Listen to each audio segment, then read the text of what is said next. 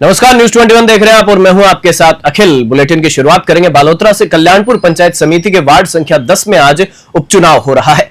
Ward सदस्य के रिक्त पद को भरने के लिए सुबह 7 से शाम 5 बजे तक मतदान होगा। जिला निर्वाचन अधिकारी सुशील कुमार यादव ने बताया कि उपचुनाव के लिए प्रशासन पूरी तरह से तैयार है। शांतिपूर्ण और निष्पक्ष चुनाव सुनिश्चित करने के लिए सभी मतदान केंद्रों पर पुलिस बल तैनात किया गया है। साथ ही चुनाव प्रक्रिया की निगरानी के लिए विशेष टीमें बनाई गई हैं। अधिकारियों ने मतदाताओं से अपील की है कि वे निर्भय होकर मतदान करें और एक योग्य प्रतिनिधि का चयन करें।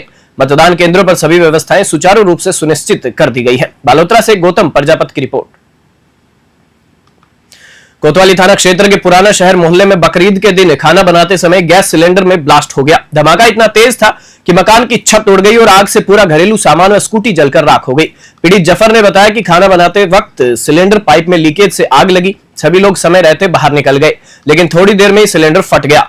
आग बुझाने के प्रयास में जफर के पैर भी झुलस गए। सूचना पर पहुंची पुलिस ने फायर ब्रिगेड की मदद से आग बुझाई। अब पीड़ित ने प्रशासन से मुआवजे की मांग की है। धौलपुर से संजय कसाना की रिपोर्ट। ईद का त्योहार था, खाना बन रहा था। खाना बनते में सिलेंडर की गैस में लेजम में आग लगने की वजह से सिलेंडर लीकेज हो गया। पूरे सिलेंडर में आग बढ़ गई। पूरे मकान की चीरी जो मकान में था, 2 स्कूटी, 2 साइकिल, गेहूं का स्टोव, तेल वगैरह जो भी था सारा जल गया। राज्य सरकार के वंदे गंगा जल संरक्षण जन अभियान के तहत करौली जिला कलेक्टर नीलाभ सक्सेना यादव वाटी गौशाला पहुंचे। उन्होंने वहां साफ सफाई, बरगद का पौधारोपण और गो पूजन कर चारा गुड़ खिलाया। कलेक्टर ने आमजन से पोखर, बावड़ी, तालाब आदि की सफाई और जल संरक्षण की अपील की। निरीक्षण के दौरान उन्होंने गौशाला की पेयजल, चिकित्सा और छाया व्यवस्था की सराहना की। साथ ही गौ सेवा को लेकर पदाधिकारियों से संवाद करते हुए उन्हें प्रोत्साहित किया। सड़क निर्माण समेत कई मांगों पर जल्द कार्रवाई का भी आश्वासन दिया गया। करौली से राधारमन सारस्वत की रिपोर्ट।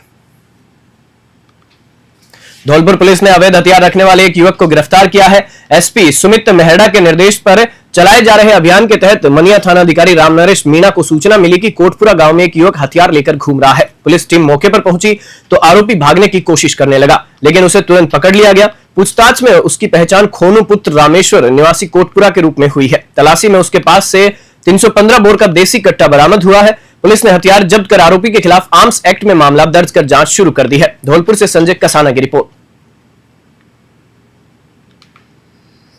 विजयनगर नगर पालिका में सिखवाल समाज के वरिष्ठ अधिवक्ता गोविंद नारायण शर्मा की राजकीय अधिवक्ता के रूप में नियुक्ति पर समाज में खुशी की लहर दौड़ गई। इस उपलब्धि के उपलक्ष्य में समाज की ओर से भव्य सम्मान समारोह आयोजित किया गया। समारोह में गोविंद नारायण शर्मा का पारंपरिक साफा पहनाकर और पुष्प मालाओं से अभिनंदन किया गया। समाज के वरिष्ठ जन, युवा प्रतिनिधि और गणमान्य नागरिकों ने इस उपलब्धि को सामूहिक गर्व का प्रतीक बताया। कार्यक्रम में सामाजिक एकता, चेतना और आत्मबल का संदेश दिया गया। यह समारोह युवाओं को समाज सेवा व श्रेष्ठता की दिशा में प्रेरित करने वाला साबित हुआ। विजयनगर से गौरव व्यास की रिपोर्ट।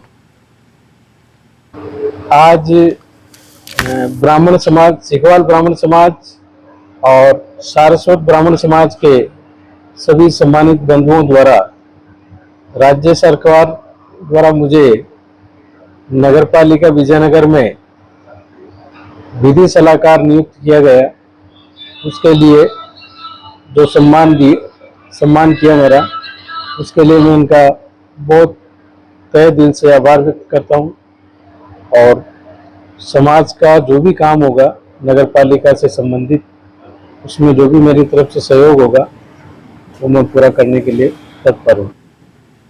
ईद उल अजहा के मौके पर मकराना में नवनिर्मित सड़क के लोकार्पण कार्यक्रम में विधायक जाकिर हुसैन गेसावत और लगान शाह मेमोरियल संस्था के पूर्व अध्यक्ष अब्दुल अजीज के बीच विवाद ने हिंसक रूप ले लिया। फोटो खिंचवाने की बात पर शुरू हुआ विवाद गाली गलौच और हाथापाई तक पहुंच गया। वायरल वीडियो में विधायक भी अभद्र भाषा का प्रयोग करते नजर आ रहे हैं। घटना के बाद विधायक ने पुलिस में जानलेवा हमले, राजकार्य में बाधा और मारपीट की रिपोर्ट दर्ज कराई है। उन्होंने अजीज गहलोत समेत कई लोगों पर लाठी सरियों से हमला करने और भतीजे फरीन गेसावत का हाथ तोड़ने का आरोप लगाया। मौके पर मौजूद पुलिसकर्मियों और समाज के लोगों ने बीच बचाव की कोशिश की, लेकिन तनाव गहराता गया। इस शर्मनाक घटना ने ईद जैसे सौहार्द पर्व की गरिमा को ठेस पहुंचाई है। फिलहाल मामले की जांच डीएसपी भवानी सिंह को सौंपी गई है। विपक्ष की ओर से अभी तक कोई मामला दर्ज नहीं कराया गया है। डीडवाना से गुलाम नबी आजाद की रिपोर्ट। विलुप्त होती गोरैया प्रजाति को बचाने के लिए हनुमानगढ़ की द ईगल फाउंडेशन ने एक सराहनीय कदम उठाया है। फाउंडेशन ने शहर के विभिन्न स्थानों पर गोरैया और अन्य छोटी चिड़ियों के लिए विशेष प्रकार के आश्रय लगाने शुरू किए हैं। फाउंडेशन अध्यक्ष प्रशांत सोनी ने बताया कि पेड़ों की कटाई के कारण पक्षियों के घोंसले बनाने की जगह कम हो गई है। जिससे गोरैया जैसी प्रजातियां धीरे धीरे खत्म हो रही है। इस चुनौती से निपटने के लिए पंजाब से विशेष आशियाने मंगवाए गए हैं जो पक्षियों को एक सुरक्षित और प्राकृतिक घोंसला उपलब्ध कराएंगे। यह पहल पक्षी संरक्षण की दिशा में एक प्रेरणादायक संदेश बनकर उभर रही है। हनुमानगढ़ से विनोद चौधरी की रिपोर्ट।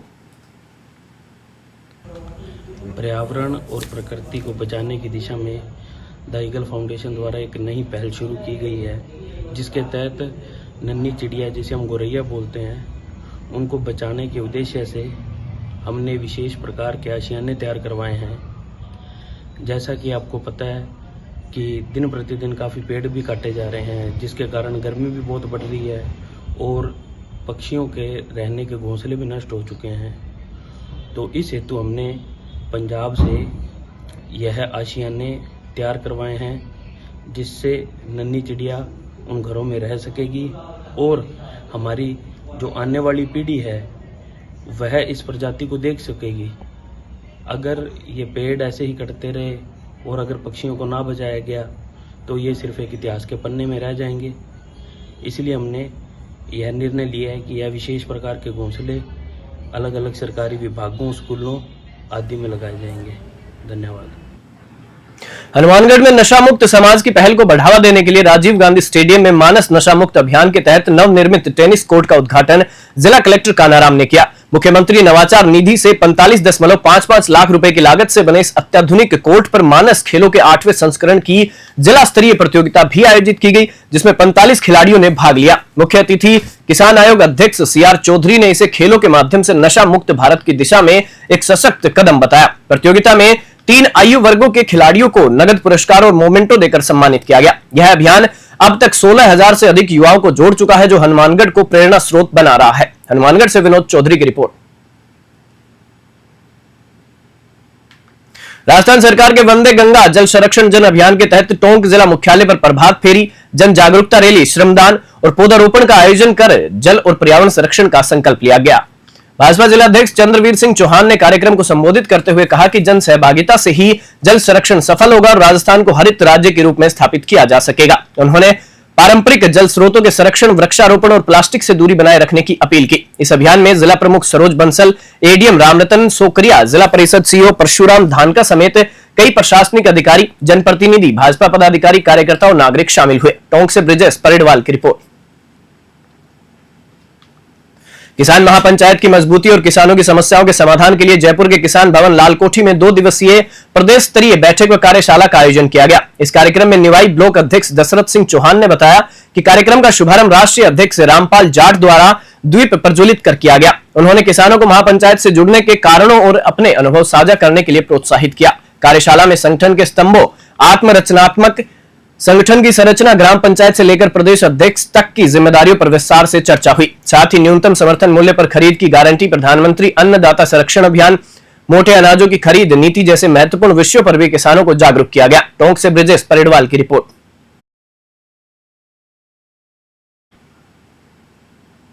बुलेटिन में फिलहाल इतना ही। आप देखते रहिए News 21।